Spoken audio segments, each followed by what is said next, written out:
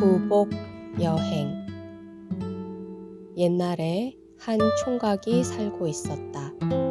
총각은 어려서 부모를 잃고 남의 집살이를 하며 어렵게 살고 있는 터라 혼인은 꿈도 꾸지 못하고 천성까지 고지식하여 자신이 사는 마을을 한치도 벗어나 본 적이 없었다. 하루는 정자나무 밑에서 쉬고 있던 노인들이 총각을 불러 세우더니 사람이란 다 자신의 복을 타고나는 법이니 무언가 살 길을 찾아봐야 하지 않겠느냐고 물었다. 그리고 총각에게 서천서역국으로 가면 복을 탈 수 있다고 말해 주었다. 고지식한 총각은 그 길로 달랑 보찜 하나만 싸서 서쪽을 향해 곧장 걸어갔다. 그렇게 날이 저물자 불빛이 새어나오는 집을 찾아갔다. 그 집은 커다란 기와집으로 예쁜 처녀가 혼자 살고 있었다. 처녀가 총각에게 저녁상을 차려주며 어디에 가느냐고 물었다. 그러자 총각은 복을 타러 서천서역국으로 간다고 말했다. 그 말을 들은 처녀는 자기는 집도 있고 땅도 있고 돈도 있는데 남편 복이 없어 혼자 살고 있다며 대체 어떤 남자를 만나야 잘 살 수 있는지 좀 알아다 달라고 말했다. 그럼하고 대답한 총각은 다음 날 또 서천서역국을 향해 하염없이 걸었다. 또 날이 저물어 한 집에 가게 되었고 그 집 주인은 자기네 배나무에서 왜 배가 열리지 않는지 그 이유를 좀 알아다 달라고 말했다. 부탁을 하나 더 받아 길을 떠난 총각은 다시 서쪽으로 쉼없이 가다 보니 큰 물이 앞을 가로막았다. 도무지 건너갈 방도가 없어 고민하면서 당황하고 있는데 웬 커다란 이무기가 다가와 총각에게 말했다. 강물을 건너게 해줄 터이니 1000년 넘게 돌을 닦아 용이 되어 승천할 때가 지났는데 왜 승천을 하지 못하는지 알아다 달라고 말했다. 그렇게 물을 건너 낯선 땅에 내린 총각은 한참을 가다가 저만치 방죽에서 낚시를 하고 있는 아이를 보게 되었다. 총각이 다가가 아이에게 말을 걸자 아이는 내내 낚시질을 했으나 말을 건 사람은 처음이라며 어찌하면 이 고든 낚시로 큰 고기를 낚을 수 있는지 알아다 달라고 말했다. 그렇게 아이의 부탁까지 받은 총각은 또 길을 떠났다.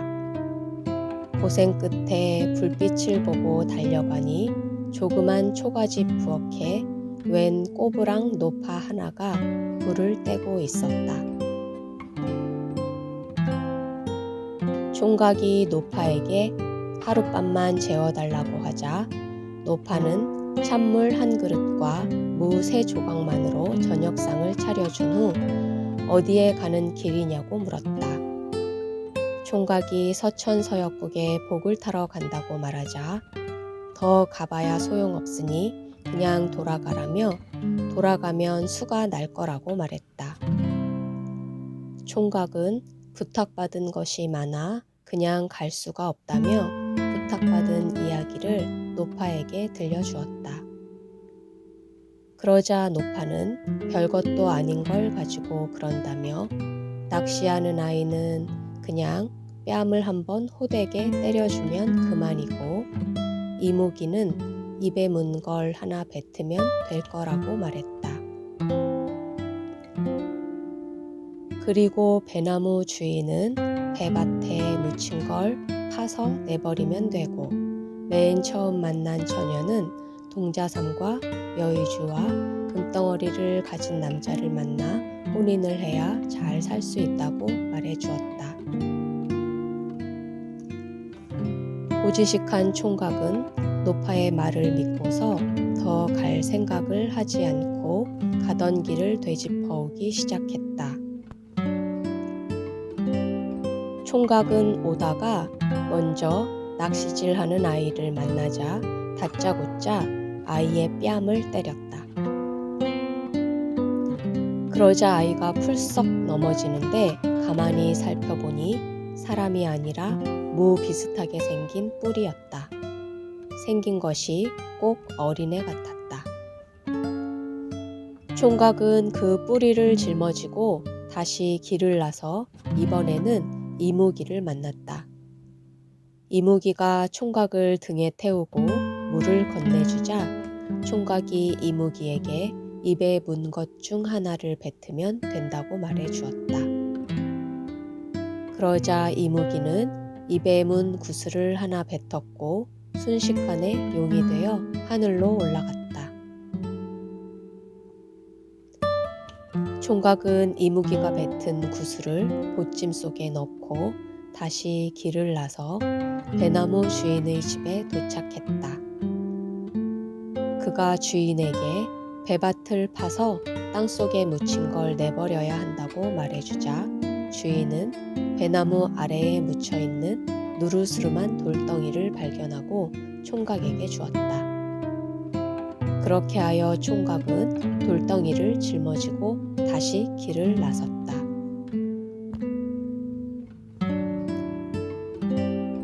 총각이 한참을 걸어 처녀가 살고 있는 기와집에 이르자 처녀에게 혼인이 쉽지가 않겠다고 하며 동자삼과 여의주와 금덩어리를 가진 남자를 만나야만 잘 살 수 있다더라고 말해 주었다.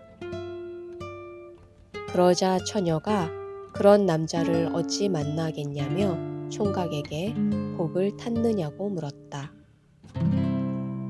총각은 그냥 돌아가라고 해서 별 볼 일 없이 돌아왔고 오다가 묵뿌리와 구슬 하나와 돌덩이만 얻었다며 보찜을 풀어 처녀에게 보여주었다. 그러자 처녀가 반색을 하며 동자삼과 여의주와 금덩어리를 가진 총각이 자기의 천생 배필이라고 말했다.